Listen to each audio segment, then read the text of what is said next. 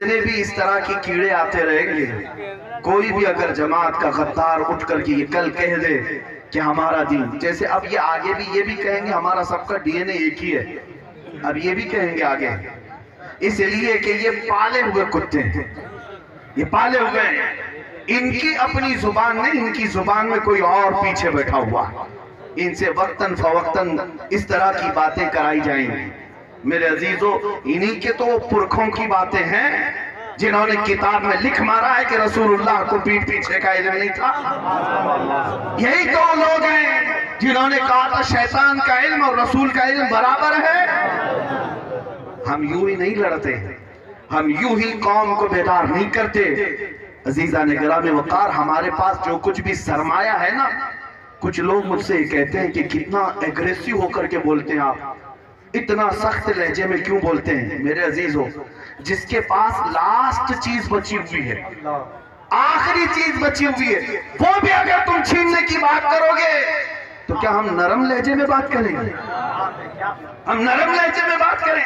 ہمارے پاس جو سرمایہ بچا ہے وہ میرے مصطفیٰ کی محبت ہے، یہ چیز بچی ہوئی ہے اور اس کو سنبھالنا ہے نوجوانوں، اور یہ سب سے بڑی دولت ہے، سب سے بڑی دولت ہے۔ تم اگر کچھ بھی نہ ہو تمہارے پاس تب بھی تم احساس کمتری میں مت آنا۔ آج جیسے لوگ تمہیں ورغلائیں گے اس طرح بول کر تمہاری حالتیں بڑی خراب ہیں، تمہارا فیوچر کچھ بھی اچھا نہیں ہونے والا، ان سے کہو تم اپنا دیکھ لو، ہمارا فیوچر بتانے والا مدینے کا تاجدار نبی مکرم صلی اللہ علیہ وسلم نے 14 صدیوں پہلے ہمارا فیوچر بھی بتا دیا ہے۔ گھر گھر پر اسلام کا جھنڈا لہرائے گا۔ ہاں، ہمیں یقین ہے مدینے والے کی بات پر۔ تم ان تمام باتوں سے نہ گھبراؤ کہ تمہارا کیا ہونے والا ہے۔ تمہارے پاس جو دولت ہے وہ کون سی ہے میں آپ کو بتاتا ہوں۔ ایک بار نبی پاک صلی اللہ علیہ وسلم جنگ سے واپس تشریف لائے، مال غنیمت تقسیم کر رہے تھے۔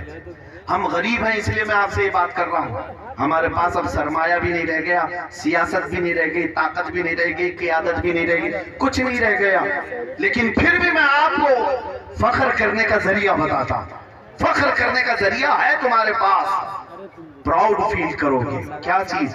حضور صلی اللہ علیہ وسلم صحابہ کو مال غنیمت بانٹ رہے تھے، اس میں انصار صحابہ جو مدینے کے تھے اور جو مہاجر صحابہ باہر سے ہجرت کر کے آئے تھے، دونوں کو مال تقسیم کرنا تھا۔ رسول پاک صلی اللہ علیہ وسلم نے مہاجر صحابہ کو مال زیادہ دے دیا اور انصار صحابہ کو مال کم دیا، مال کی تقسیم ہو گئی۔ یہ رسول پاک بہتر جانتے حکمت کیا ہے، لیکن بعد میں انصار صحابہ کے آپس میں چیمے گوئیاں شروع ہو گئی، سب آپس میں بات کرنے لگے، رسول اللہ نے ان کو زیادہ دے دیا، ان کو زیادہ دے دیا، جو ہجرت کر کے آئے تھے۔ یہ باتیں پھیلتی پھیلتی حضور پاک صلی اللہ علیہ وسلم تک آ گئی۔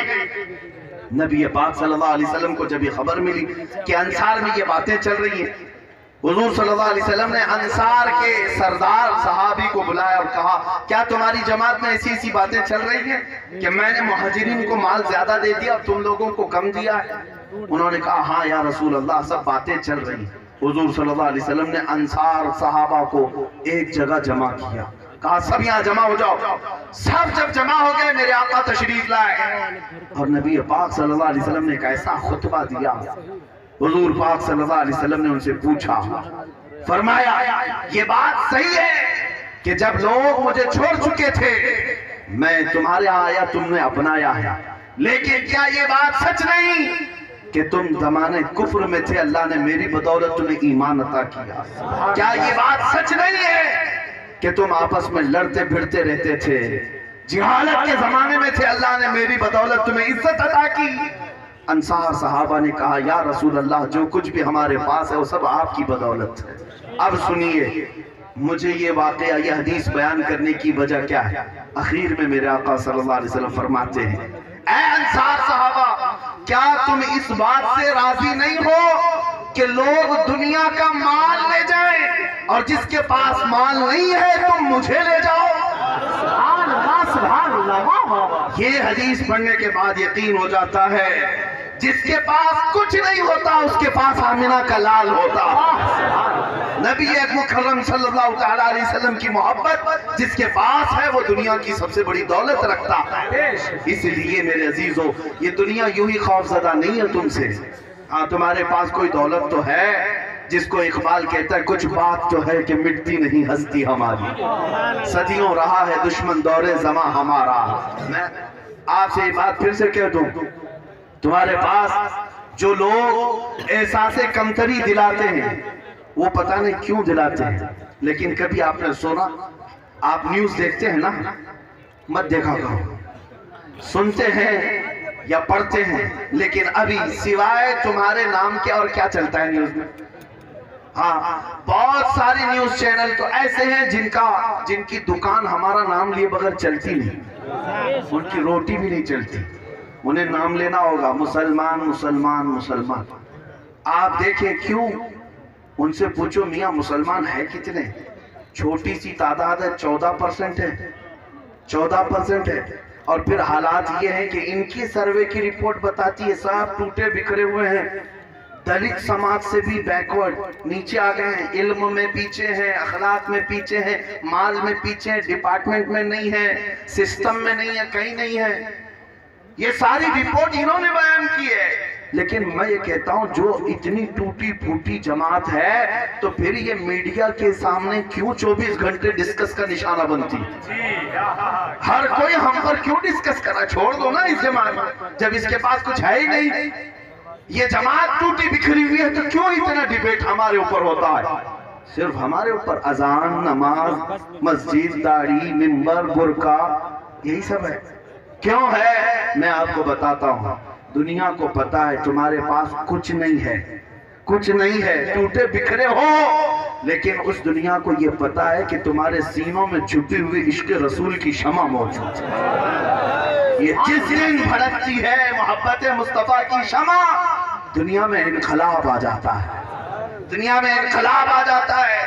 اسی لیے میں کہتا ہوں اقبال نے کہا تھا کچھ بات تو ہے کہ مٹتی نہیں ہستی ہماری. صدیوں رہا ہے دشمن دور زماں ہمارا, یونان و مصر و روما سب مٹ گئے جہاں سے, باقی مگر ہے اب تک نام و نشاں ہمارا. توحید کی امانت سینوں میں ہے ہمارے, آسان نہیں مٹانا نام و نشاں ہمارا. اس لیے اے سنیو فخر کرنے کا جو سب سے بڑا ذریعہ تمہارے پاس ہے وہ محبت مصطفیٰ ہے. میں ابھی نام لیتا ہوں محمد الرسول اللہ صلی اللہ تعالیٰ علیہ وسلم. میں نے کس کا نام لیا؟ میرے مصطفیٰ کا. لیکن میں نے مجمع میں دیکھا ہر کوئی انگلیاں اٹھایا اپنے لبوں سے چوم کر آنکھوں پہ لگا. کس نے کہا تم کو؟ میں نے مائک سے آرڈر تو نہیں دیا کہ میں نام لوں گا تم اٹھا کے چوم لینا, میں نے کسی سے کہا تو نہیں. میں ادھر میرے مصطفیٰ کا نام لے رہا ہوں اور تمہیں ہوش بھی نہیں, تم انگوٹھے چوم کر آنکھوں سے لگا رہے ہو. یہ علامت اس بات کی ہے سب کچھ کھو چکے ہیں ہم, لیکن دلوں میں ابھی میرے مصطفیٰ کی عظمت باقی ابھی باقی ہے. وہ نام آتا ہے تو انگوٹھے لبوں پر بے اختیار جاتے ہیں. یہ ہمیں یہ الحمدللہ فخر ہے اس بات پر کہ ہماری ماؤں نے صرف دودھ نہیں عشق رسول بھی پلایا.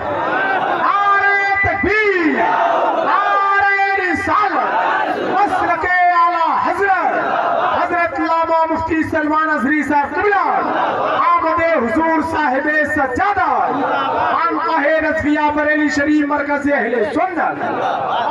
میرے عزیزو اب میں آپ کو یہ بات بھی بتا دوں, دوسرے لوگ کوئی ڈرتا ہے سہمتا ہے تو اس کی بات الگ ہے, لیکن بہرائچ والوں کی ایک بڑی ذمہ داری, بہرائچ میں رہنے والوں کی ایک بڑی ذمہ داری ہے. اس لیے کہ بہرائچ میں دیار غازی موجود ہے اور وہ غازی ہے, شہید بھی ہے. آپ کو پتا ہے ان کا مقام و مرتبہ سلطان سید سالار مسعود غازی, ان کو سلطان الاولیاء کہا گیا. بعض بزرگوں نے فرمایا ولایت غوث اعظم کے دربار سے پہلے بہرائچ آتی, سید سالار مسعود غازی رحمت اللہ علیہ سے اجمیر جاتی, اجمیر سے ولایت تقسیم ہوتی. بعض بزرگوں کے اقوال ہیں, لیکن میں آپ کو بتا رہا ہوں اس بلند و بالا مقام پر پہنچنے والے سالار مسعود غازی عمر ان کے انتقال کے وقت صرف 19 سال کی تھی. 19 سال کی کڑیل جوانی میں یا 20 سال جو آپ کی ٹین ایج رہی ہے، وہ ایج تو ابھی شروعات کی ہوتی ہے جوانوں کی، لیکن سالار مسعود غازی کی تاریخ پڑھنے والا جانتا ہے، ان کو سننے والا جانتا ہے کہ وہ اپنا سب کچھ چھوڑ کر میدان میں اترے ہوئے تھے، اور میرے مصطفیٰ کے وہ ایسے شیر ہیں پتہ نہیں کیسے کیسے دیو کو زمین پر گاڑ کر رکھا۔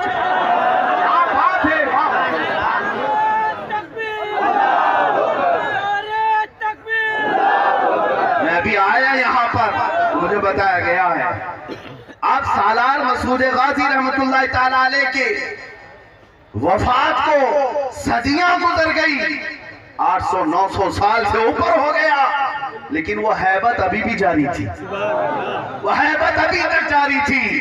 لیکن ہو سکتا ہے تمہارے چند برے اعمال کی وجہ سے کوئی کیڑا پھر سے اڑنے لگ جائے، اس لیے میں کہتا ہوں مشن مسعود غازی کو زندہ کرو، ہر جوان کو یہ سکھاؤ کہ تمہارا ہیرو وہ پردے پر دکھنے والا نہیں ہے جو مجرے کرتا ہے، تمہارا ہیرو وہ نہیں ہے جو اپنے زنانہ حرکتوں سے لوگوں کو اپنی طرف مائل کرتا ہے، تمہارا ہیرو تو سالار مسعود غازی ہے۔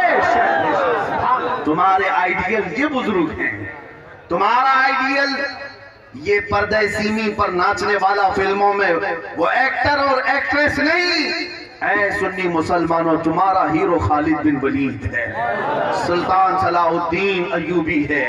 عزیزان گرامی وقار، جب ہم تاریخ کو چھوڑ دیتے ہیں تو پھر ہمیں اسی طرح کی ٹھوکریں کھانی پڑتی ہیں، اس لیے میں نوجوانوں سے کہوں گا واپس آ جاؤ، عزت بھی یہاں ہے، اقتدار بھی طاقت بھی یہاں ہے، نبی پاک صلی اللہ تعالیٰ علیہ وسلم کے دربار میں۔ اب میں اپنے آخری میسیجز کی طرف جا رہا ہوں۔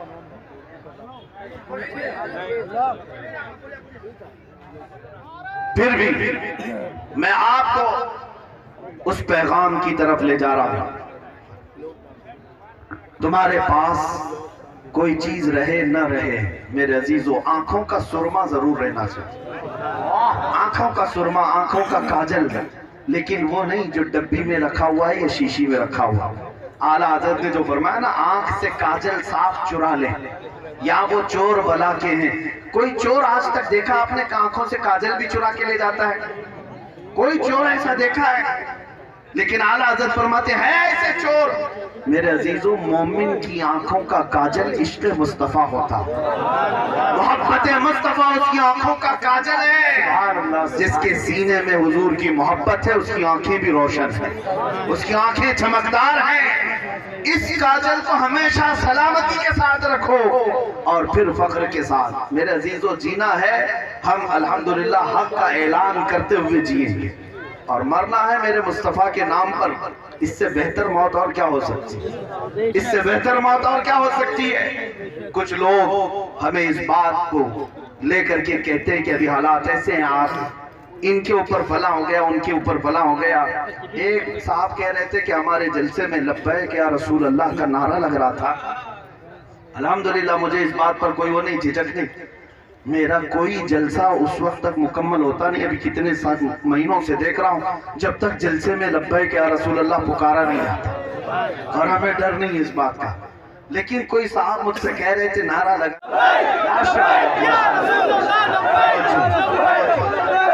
اللہ تعالیٰ یہ جذبہ سلامت رکھے۔ دیکھیں ممبر سے بھی اب ناظم اجلاس بھی نہیں ڈر رہے، لبیک کا نعرہ وہ بھی لگا رہے ہیں، ورنہ بہت سارے لوگ ہمارے اگل بغل آنے سے بھی ڈرتے ہیں کہ ان کے ساتھ کھڑے رہیں گے تو فوٹو میں آ جائیں گے، کیس نہ ہو جائے۔ مجھے ڈر نہیں ہے، لیکن اگل بغل آنے والوں کو اگر ڈر لگتا ہے تو وہ ان کا مسئلہ ہے۔ الحمدللہ ہمیں اس بات کا فخر ہے کہ آج اگر گستاخوں کے ساتھ کوئی کھڑے ہو کر شرم نہیں کرتا، اور ہم جس کے نام کے لیے اعلان کر رہے ہیں، ہمارا یقین ہے کل قیامت کے دن دیکھا جائے گا تم کہاں کھڑے رہو گے، ہم کہاں کھڑے رہیں گے انشاءاللہ العزیز۔ کیونکہ میرے آقا کی حدیث ہے، المرء مع من احب، آدمی قیامت کے دن اسی کے ساتھ رہے گا جس سے دنیا میں محبت کرتا تھا، جس سے محبت کرتا تھا اسی کے ساتھ رہے گا۔ ہاں ان لوگوں کا ایمان اور ان لوگوں کا خاتمہ، ان لوگوں کی آخرت کا پتہ نہیں ہمیں، جو یہاں آج نعرے لگاتے لگاتے بیچارے تھک گئے، ہم نے دیکھا ہے کچھ لوگ 40 سال پارٹی کی خدمت کیے اور ابھی ایسے سنیاسی بن گئے، ان کو کوئی پوچھتا بھی نہیں۔ کیا یہ حالات ہے کہ نہیں؟ حالات ہے۔ بیچارے اتنی محنت کر کے 40 سال کس کو کہتے زندگی بتا دیا اور خدمت پر خدمت کرتے رہے، لیکن ان کو سائیڈ لگا دیا گیا۔ اب تمہارا کام نہیں، بوڑھے ہو گئے جاؤ۔ لیکن میں نے دیکھا ہے جو میرے مصطفیٰ کی خدمت کرتا ہے، جو نبی پاک کے عشق کی بولی بولتا ہے، پھر وہ 85 سال کا ہو جائے کہ 90 سال کا ہو جائے، دنیا اسے کبھی سائیڈ نہیں لگاتی۔ وہ جتنا بوڑھا ہوتا ہے اتنی عزت بڑھتی جاتی ہے، بے شک اتنی عزت بڑھتی جاتی ہے۔ تم لا کر کے دکھا دینا 1 لاکھ نوجوان جو اپنے آپ کو ہینڈسم کہتے ہو، خوبصورت کہتے ہو، 1 لاکھ جوانوں کو لا کر کھڑا کر دو اور ایک طرف 75 سالہ تاج الشریعہ کو بٹھا، 1 لاکھ جوانوں کی خوبصورتی الگ ہے، 75 سالہ تاج الشریعہ کی خوبصورتی آنکھیں چندیا جائیں، آنکھیں چندیا جائیں۔ ہر ایک پکار کر کہے گا اصل خوبصورتی تو مصطفیٰ کے قدموں میں ہے۔ جو نبی کا ہو گیا اللہ اسے خوبصورتی سے بھی نوازتا ہے، وہ بوڑھا بھی ہو جاتا ہے لیکن جوانوں سے زیادہ حسین رہتا۔ اس لیے میرے عزیزوں، نبی پاک صلی اللہ تعالیٰ علیہ وسلم کے قدموں میں عزت ڈھونڈو۔ دنیا تمہیں ورغلاتی ہے، جس طرح کی بھی حرکتیں آج ہو رہی ہیں، اس لیے مجھے بار بار کہنا پڑ رہا ہے، تم کبھی بھی اپنے آپ کو احساس کمتری میں مبتلا مت ہونے دینا کہ تم کمزور ہو، تمہارا کوئی فیوچر نہیں، تمہارا کوئی مستقبل نہیں۔ الحمدللہ ہم جس طرح ہیں اپنے نبی کے غلام ہونے پر ہمیں فخر رہے گا، ہمارے اپنے نبی پاک کے غلام ہونے پر ہمیں فخر رہے گا۔ اور دنیا جس طرح کی آزمائشیں لیتی ہے میں آپ کو بتاؤں، حضرت صہیب رومی ایک صحابی 27 سال کے جوان تھے، اور ان کو جب میرے مصطفیٰ کریم سے محبت ہو گئی، ماں بھی باپ بھی دشمن کافر دونوں لڑتے تھے اپنے بیٹے سے، اور ان کی جوانی کا حال یہ تھا اتنی عمدہ خوشبو لگاتے کہ گلیوں سے گزرتے تو پوری گلی مہکتی تھی۔ صہیب، حضرت صہیب، اور بڑے مالدار کے بیٹے تھے، لیکن جب حضور کی محبت میں فدا ہو گئے، ماں بھی دشمن ہے باپ بھی دشمن ہے، دونوں کہتے تھے چھوڑ دے محمد کو، چھوڑ دے محمد کو۔ لیکن دل میں جب میرے مصطفیٰ کا عشق سما جائے تو استقامت کسے کہتے سنو، جس کو اعلیٰ حضرت فرماتے نا جان ہے عشق مصطفیٰ، روز فضو کرے خدا، جس کو ہو درد کا مزہ ناز دوا اٹھائے کیوں۔ ایک وقت ایسا آیا کہ جب رسول پاک صلی اللہ علیہ وسلم ہجرت کر کے مدینے چلے گئے تو حضرت صہیب بھی کہنے لگے اپنے گھر میں اب میں مکہ میں نہیں رہوں گا، میں بھی مدینے جاؤں گا۔ باپ نے کہا میری جائیداد پوری تجھے لکھ کر دینا ہوگا، تجھے ایک پھوٹی کوڑی بھی نہیں دوں گا۔ انہوں نے کہا لے لو پوری جائیداد، مجھے نہیں چاہیے۔ اکلوتے بیٹے پوری جائیداد لے لو، ساتھ دے دیا اور نکل پڑے۔ تو ماں نے پیچھے سے پکار کر کہا تیرے جسم پر جو لباس ہے نا وہ بھی ہماری کمائی کا ہے، وہ بھی ہماری کمائی کا ہے، وہ بھی دے کر جا۔ انہوں نے کہا یہ بھی نہیں چاہیے، اتار دیا، گونی پہن لیا، ٹاٹ کی گونی، ببول کے کانٹے لگا لیا، اور اسی طرح چلتے رہے۔ لیکن کیا اتنے پر بس کر دیا؟ مالدار باپ کا گنڈوں کو اجرت پر لایا، کہا کہ میرا بیٹا مکہ کی سرحدیں کراس کرنے لگے، اسے مار مار کر اتنا زخمی کرو کہ گھر واپس آ جائے۔ بڑے طاقتور گنڈے بیچ راستے میں آئے، حضرت صہیب کو پکڑا اور مارنے لگے، اتنا مارا کہ ان کی ناک پھٹ گئی، ان کے گھٹنے توڑے، بہت زخمی کیا۔ جب وہ زخموں کی تاب نہ لا کر گر پڑے تو آئے ہوئے گنڈوں نے پوچھا چل اب تھک گیا نا گھر واپس چل۔ اس وقت صہیب کہنے لگے نہیں مجھے مدینہ جانا ہے، مجھے میرے مصطفیٰ کے ہاں جانا ہے۔ میرے عزیزوں زخموں کی دوا تو میرے مصطفیٰ کے پاس، یہ اس کے لیے ہے جس کا سینہ میرے نبی کی محبت سے جگمگا رہا ہے۔ وہ تھک ہار کر کے چھوڑ کر چلے آئے اور اس کے باپ سے آ کر کہا کہ تمہارا بیٹا بڑا ضدی ہے، نہیں مانتا، بہت مارا ہم نے، زخمی بھی ہو گیا لیکن پھر ویسے ہی چل پڑا۔ وہ لنگڑاتے ہوئے زخموں کی حالت میں 9 دن کا سفر کر کے مدینے آئے، پیدل چلتے ہوئے آئے۔ نبی پاک صلی اللہ تعالیٰ علیہ وسلم شام کے وقت صحابہ کہتے ہیں مسجد نبوی کی طرف جا رہے تھے لیکن گردن اونچی کر کر کے کسی کا انتظار کر رہے تھے۔ صحابہ پوچھتے یا رسول اللہ کوئی قبیلہ کوئی وفد آنے والا ہے ملاقات کے لیے؟ حضور فرماتے نہیں، میرا ایک دیوانہ آ رہا ہے، زخموں سے چور چور میرے پاس آ رہا ہے۔ صحابہ دیکھتے ہیں غور سے کہ کون آ رہا ہے، تو دیکھا لنگڑتے لنگڑتے حضرت صہیب آ رہے تھے۔ جب وہ قریب آئے نبی پاک صلی اللہ تعالیٰ علیہ وسلم نے ان کو قریب کیا، سینے سے سینہ لگایا اور اپنی چادر اٹھا کر کے ان کو پہنا دیا۔ حضرت صہیب کہتے ہیں مجھے جتنا مارا گیا تھا، جتنے زخم تھے، مجھے پتہ ہی نہیں چلتا تھا کہ کوئی زخم ہوا بھی تھا کہ نہیں، کوئی درد تھا یا نہیں تھا، مجھے احساس تک نہیں تھا۔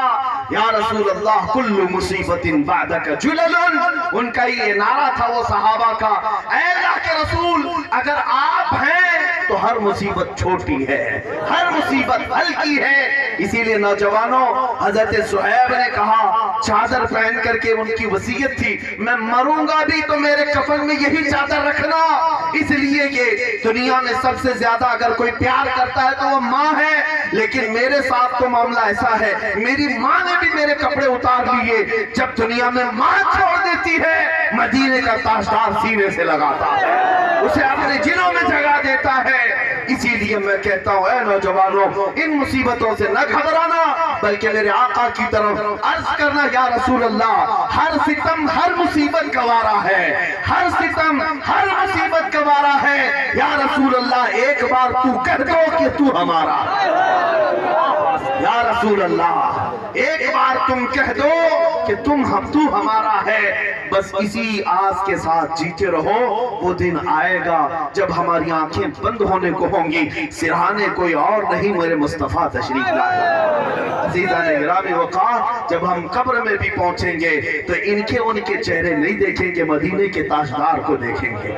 ان کے پاس جب جانا ہی ہے، قبر میں سامنا کرنا ہے یا نہیں کرنا ہے؟ حشر میں حضور کا سامنا کرنا ہے یا نہیں کرنا ہے؟ جب سب جگہ تمہیں حضور کا سامنا کرنا ہی ہے تو اعلیٰ حضرت کی بات سن لو کیا کہتے ہیں، تم زندگی میں ہو یا قبر میں ہو یا حشر میں ہو، وہ جو نہ ہو تو کچھ نہ ہو، وہ جو نہ ہو تو رسول اگر نہیں ہے تو کچھ نہیں ہے، تمہارا وجود بھی نہیں، نام بھی نہیں۔ ہاں ایک بات یاد رکھ لو، اگر یہ نام سے نسبت ختم ہو گئی کچھ نہیں ہے، بے جان لاشیں ہو۔ ہاں جیسے ابھی آپ نے دیکھا ایک رافضی کتا نکلا تھا 1 سال پہلے اور کہہ رہا تھا کہ میں قرآن بدل دوں گا، اور کہہ رہا تھا کہ محمد کے چریتر پر میں کتاب لکھ دوں گا۔ میں پوچھتا ہوں وہ کتا کہاں گیا جس نے نام بھی بدل لیا، دھرم بھی بدل لیا اور جا کر دھوتی میں بیٹھا رہا؟ بعد میں پتا چلا کہ اس کو وہاں سے بھی لات مار کر کے گٹر میں بھیج دیا گیا۔ یہی تو اعلیٰ حضرت نے فرمایا تھا 100 سال پہلے، یا رسول اللہ جو تیرے در سے یار پھرتے ہیں در بدر یوں ہی خار پھرتے ہیں، در بدر یوں ہی خار پھرتے ہیں۔ اسی لیے